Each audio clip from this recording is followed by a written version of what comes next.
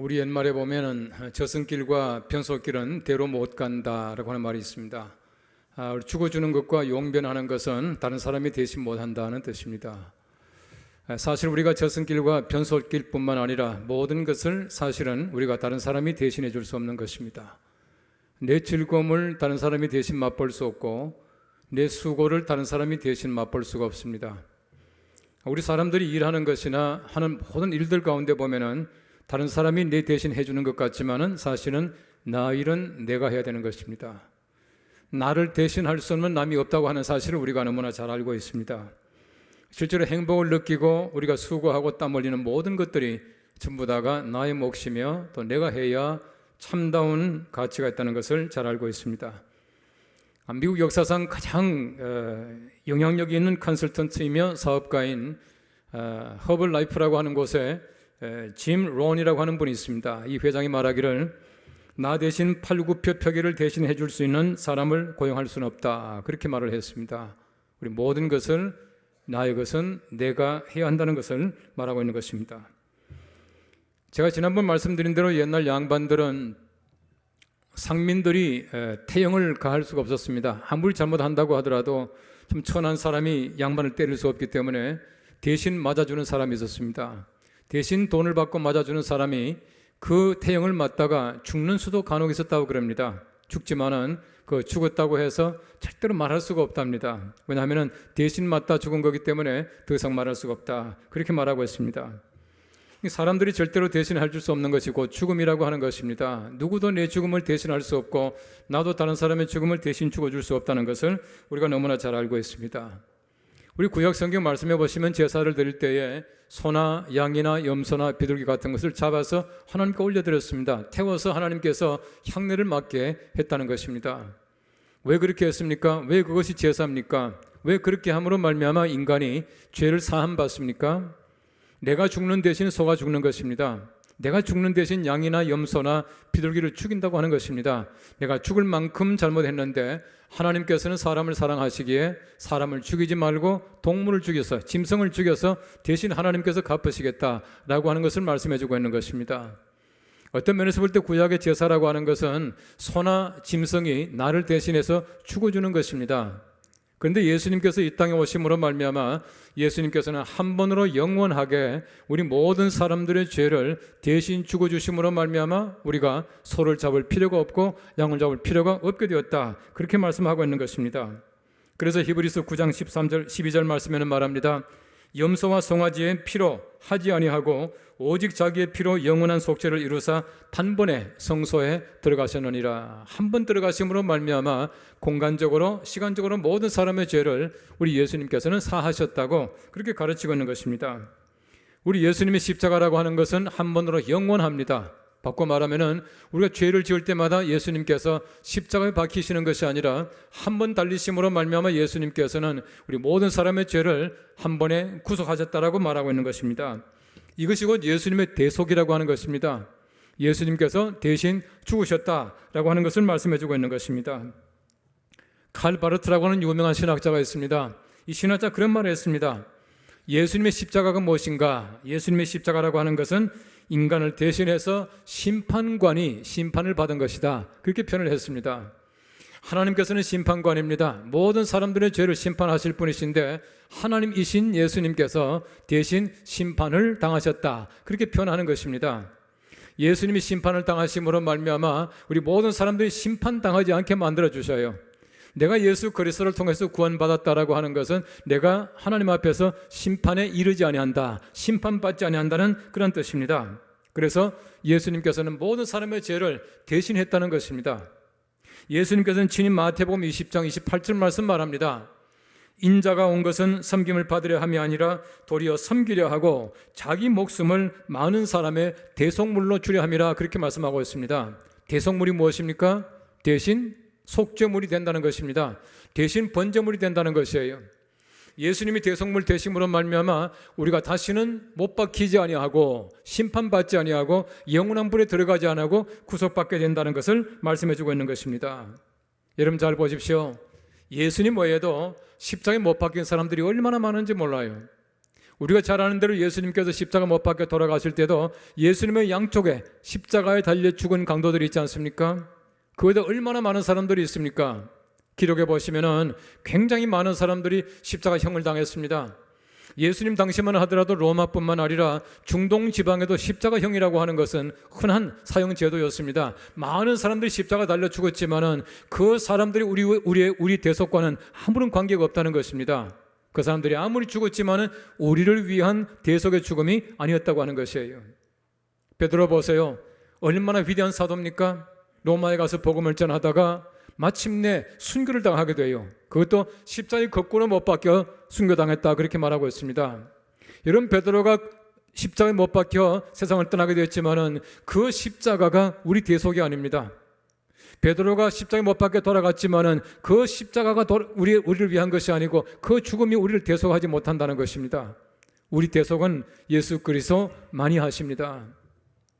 스코틀랜드의 수호 성자라고 하는 성 안드레 보십시오. 예수님의 제자 안드레가 스코틀랜드의 수호 성자예요. 마지막에 세상을 떠나고 순교당할 때에 X자 십자가에 못 박혀 돌아갔다라고 하는 그런 어떤 전승이 남아 있습니다. 아무리 안드레가 십자가에 못 박혀 세상을 떠났지만은 그 십자가가 우리와는 아무런 관계가 없습니다. 예수님의 십자가, 이 십자가만 우리들에게 대속이 되고 어떤 십자가도 대신할 수 없다고 하는 것을 말씀해주고 있는 것이에요. 바울을 보십시오. 얼마나 위대한 교사입니까? 얼마나 위대한 선교사입니까? 얼마나 위대한 목회자입니까? 마침내 로마에서 참수를 당하게 되는데 그의 죽음이 우리를 대속할 수 없다는 것입니다. 아무리 위대한 사람들이 십자가에서 못 박혀 아니면 목이 잘려 세상 떠났지만은 그들의 죽음이 우리와는 아무런 관계가 없습니다. 단지 우리의 좋은 신앙적인 모범이었다라고 하는 것입니다. 예수님만 우리의 대속물이십니다. 예수님의 십자가만 우리를 대속하십니다. 예수님만이 유일성을 가지고 있습니다. 예수님만 우리를 위해서 돌아가신 분이다 라고 하는 사실을 안다고 하는 것입니다. 이 사실을 아는 우리가 얼마나 감사합니까? 예수님께서만이 우리의 대속물이 되셨고 구세주가 되시는 사실을 마음속에 기억하면서 예수 잘 믿는 귀한 백성들 되시기를 간절히 바랍니다. 오늘 성경 말씀 첫째는 말합니다. 사람이 우리를 위하여 십자가에 못 박혀 줄 수 없다는 사실을 말씀해 주고 있습니다. 오늘 성경 말씀 13절 상반절 보십시오. 그리스도께서 어찌 나뉘었느냐? 바울이 너희를 위하여 십자가에 못 박혔으며 라고 말하고 있습니다. 뒤에 보시면 못 박힐 수 없다는 얘기를 하고 있어요. 왜 그리스도께서 나뉘었습니까? 고린도 교회는 성경 말씀에 보시면 아주 분쟁과 당파가 많았습니다. 심지어는 베드로 파다, 바울 파다, 아볼로 파다, 파가 그렇게 많았습니다. 바울이 말합니다. 그리스도께서 왜 나뉘었느냐라고 말씀하고 있는 것이에요. 예수님은 한 분이십니다. 나뉠 수 없는 분이에요. 우리가 아무리 열심히 예수 그리스도를 위해서 헌신한다고 하더라도 예수 그리스도를 믿는 사람들끼리 파가 될 수 없다는 겁니다. 나뉠 수 없다는 것이에요. 그리고 말합니다. 바울이 너희를 위하여 십자가에 못 박혔으며 라고 말하고 있습니다. 바울은 절대로 우리를 대신하여 십자가에 못 박힐 수 없다는 사실을 말씀해주고 있는 것이에요. 바울이 아무리 훌륭해도 바울은 바울을 위해서 살았습니다. 다시 말하면 우리가 예수 그리스도가 대신하는 그 대신을 절대 할 수 없다는 것입니다. 여러분 성경 말씀해 보시면은 바울이 세례를 주었습니다. 그러나 바울의 이름으로 세례 준 것이 아니라 예수 그리스도의 이름으로 바울이 대신 준 거예요. 오늘도 제가 유아 세례 한 학기 베풀었습니다만은 그 아기를 베풀 때에 제 이름으로 베푼 것이 아니지 않습니까? 제가 성부와 성자와 성령의 이름, 하나님의 이름을 가지고 아기에게 세례를 베풀어 준 거예요. 모든 사람이 다 마찬가지입니다. 사람의 이름이 아니라 예수 그리스도의 이름이에요. 예수 그리스도의 이름만이 유효하며 예수님께서만이 유일하시다라고 하는 것을 말씀해 주고 있는 것이에요. 바울도 우리와 똑같은 사람이기 때문에 우리를 대속할 수 있는 십자가, 대속할 수 있는 구원의 능력이 없다고 하는 것이에요.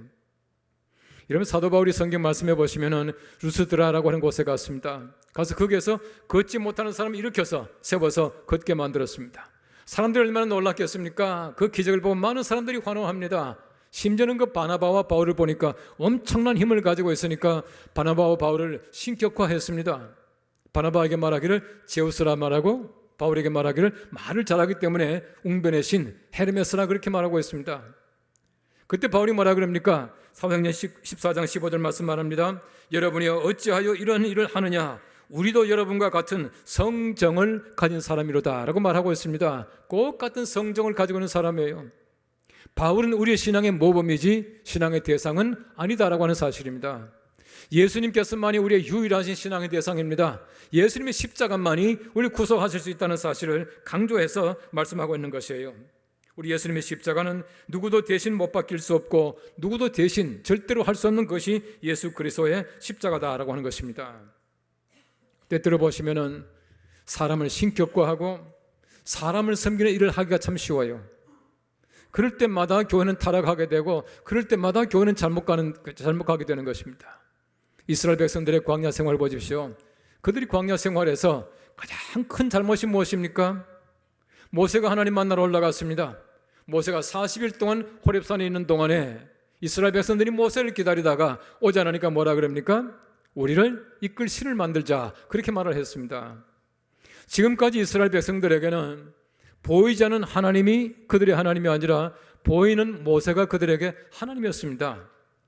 그래서 모세가 보이지 않게 되자 우리 이끌 신을 만들자라고 말했던 것이에요.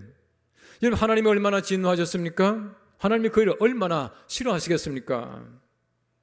여러분, 구약 성경 말씀 잘 보십시오. 여러분, 적어도 사무엘이라고 하는 사람은 어릴 때에 성전에 들어가서 엘리 밑에서 교육을 받습니다. 성장하게 되었습니다. 그런데 사무엘상 2장 11절 말씀 말합니다. 엘가나는 라마의 자기 집으로 돌아가고 그 아이는 사무엘입니다. 제사장 엘리 앞에서 여호와를 섬기니라 라고 말씀하고 있어요. 또한 3장 1절 말씀 말합니다. 아이 사무엘이 엘리 앞에서 여호와를 섬길 때에는 여호와의 말씀이 희귀하여 이상이 흔히 보이지 않더라라고 말씀하고 있어요. 여러분, 사무엘은 누구 앞에서 누구를 섬길 것인가를 분명히 알았습니다. 사람 앞에서 하나님을 섬기는 것이에요. 수많은 사람들의 잘못이 무엇입니까? 많은 사람들은 하나님 앞에서 사람을 섬겨요. 사람에게 잘 보이려고 애를 많이 씁니다. 하나님보다도 사람을 더 앞세웁니다. 사람이 신격화되는 경우를 참 많이 볼 수가 있어요. 그래서 우리가 하나님만을 섬기는 것이 얼마나 중요한가 하는 것을 말씀해 주고 있는 것이에요. 오늘 저희가 함께 읽었던 구약 성경 말씀 보십시오. 10편 18편 31절 말씀 말합니다. 여호와 외에 누가 하나님이시며 하나님 외에 누가 반석이냐라고 말하고 있어요. 야훼 하나님, 이분만이 하나님이에요. 우리 예수 그리스도 이분만이 구세주예요. 예수 그리스도의 십자가를 대신할 수 있는 사람은 세상에 아무도 없다는 사실을 우린 분명히 압니다. 알고 있어야 되고 또 증거해야 된다는 것이에요.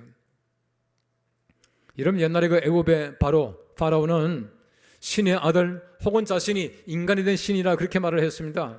신격화해서 섬겼습니다. 얼마나 그 바로가 대단했습니까? 바로는 사람이 아니었습니다. 하나님의 아들이었고 하나님 자신이 세상에 왔다라고 그렇게 말했다는 것이에요. 2차 세계대전이 막 끝나고 나서 히로히토라고 하는 일본 천황이 이렇게 고백을 했습니다. 내가 신처럼 군림하는 것이 얼마나 힘든 일이었는지 사람들은 상상도 못할 것이다 라고 말했다는 것이에요. 얼마나 힘들었겠습니까? 사람이 신노릇 하니까 얼마나 힘들겠습니까? 얼마나 또 우습습니까? 지금도 일본은 왕이라 그러지 않습니다. 천황이라 그러지 않습니까? 지금도 자기들은 왕을 하나님 비슷하게 생각하는 것 같아요. 얼마나 어리석은지 모릅니다. 어떤 분이 말했습니다. 사람을 신격화하는 것은, 자기를 신격화하는 것은 교만이다, 그렇게 말을 했어요. 교만한 사람들은 자기를 신격화한다, 그렇게 말하고 있어요. 다시 말하면 하나님이 필요 없다라고 말합니다. 예수 그리스도의 구속이 필요 없다라고 말합니다. 왜 그렇게 말합니까? 그렇게 말하는 사람들은 자기를 신격화하는 사람들이다, 그렇게 말하고 있는 것입니다. 교만으로 말미암아 사람의 신격화할 때가 참 많이 있다고 하는 것이에요.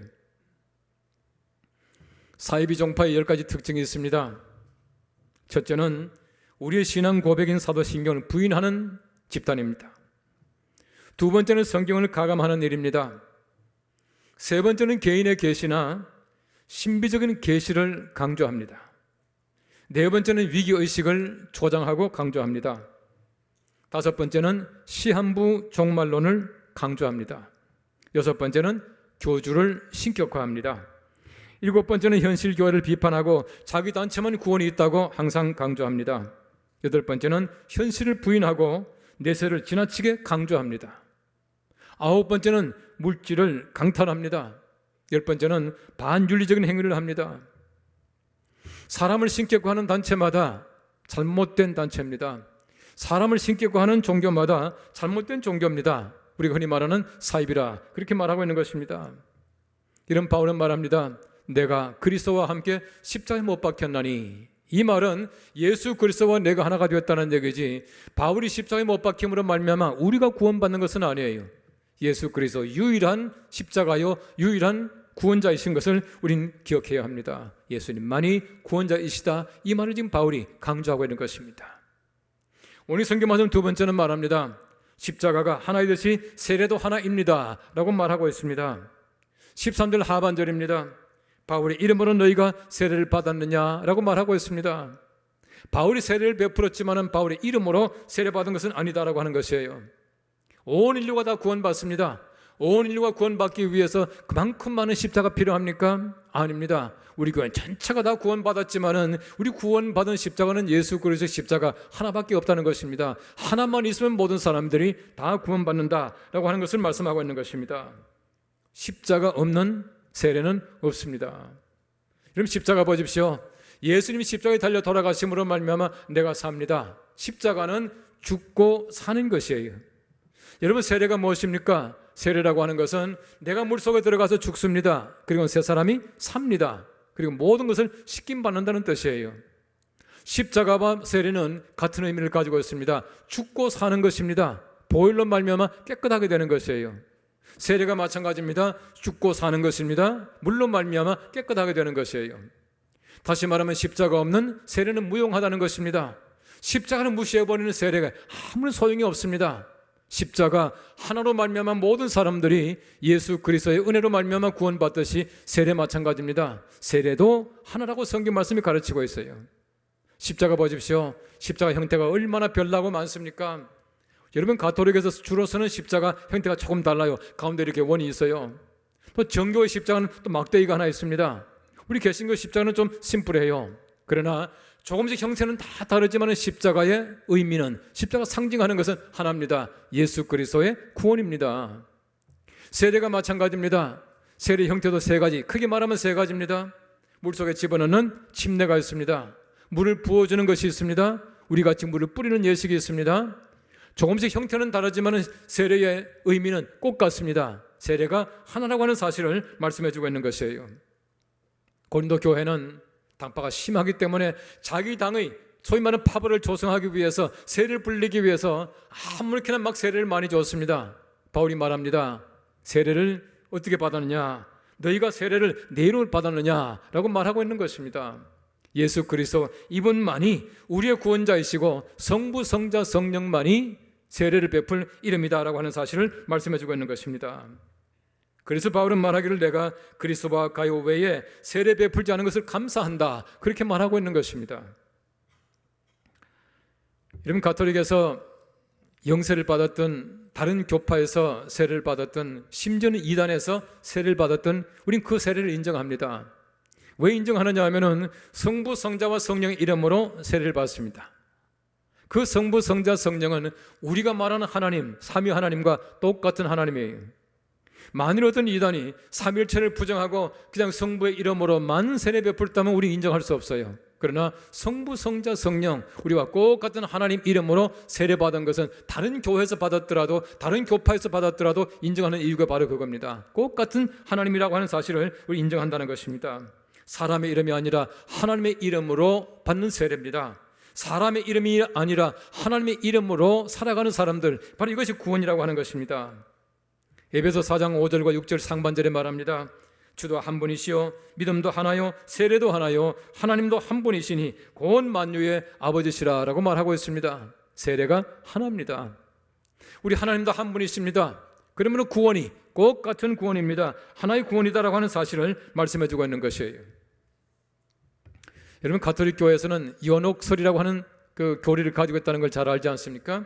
연옥설이 뭐냐 하면은, 연옥이라고 하는 지옥과 천당 중간에 지대가 하나 있어요. 거기서 지옥 갈 만한 대죄가 아니라 소죄를 지은 사람이 그 죄를 다 사함받고 구원받게 되는 그 중간 지대를 연옥이라 그렇게 말을 합니다. 그런데 성경적인 근거가 분명하지 못합니다. 그리고 우리가 아는 대로 구원받지 못할 만한 대죄가 있고 소죄가 있겠습니까? 죄는 하나님 앞에서 똑같습니다. 제가 늘 강조합니다마는 십계명을 잘 보십시오. 살인하지 말라는 말씀과 거짓 증거하지 말라는 말씀이 꼭 같은 하나의 계명이에요. 우린 바로 거짓말은 쉽게 합니다. 큰 벌을 받지 않아요. 그러나 살인하면 큰 벌을 받습니다. 큰 잘못이라고 생각해요. 사람 머릿속에는 큰 죄가 있고 작은 죄가 있지만은 하나님 앞에서 볼 때는 큰 죄, 작은 죄를 구분하지 않습니다. 아무리 작은 죄라도 사함받지 못하면 하나님께로 나아가지 못해요. 그리고 여러분 잘 아시는 대로 우리 연옥에 있을 때 다른 사람들이 구해줌으로 말미암아 천당 가지 않습니까? 구원이라고 하는 것은 나와 하나님과의 1대1의 관계입니다. 내 구원을 남이 대신할 수 없다는 것입니다. 내 생명을 절대로 남이 대신할 수가 없어요. 내 생명은 내가 구원해야 합니다. 내가 예수를 믿음으로 말미암아 구원받는 것이지 다른 사람이 나를 위해서 대신해 줌으로 말미암아 구원받는 것이 아니에요. 여러분 종교개혁 이전에 성 베드로 성당을 짓기 위해서 면죄부라고 하는 걸 만들었습니다. 면죄부를 만들어가지고 거기에다가 사람들이 헌금을 합니다. 동전을 넣어가지고 땡그랑 하고 소리 나는 그 순간에 연옥에 있던 우리 아버지가 천당을 간다 그렇게 말했어요. 어떻게 나로 말미암아 아버지가 천당 가겠습니까? 그래서 이것이 도화선이 되어가지고 종교개혁이 불이 붙었다는 사실을 우리 너무나 잘 알고 있습니다. 하나님께서 우리에게 주신 믿음으로 말미암아 구원받게 되는데 어떤 사람도 내 믿음을 대신할 수가 없어요. 어떤 사람도 내 구원을 대신할 수가 없습니다.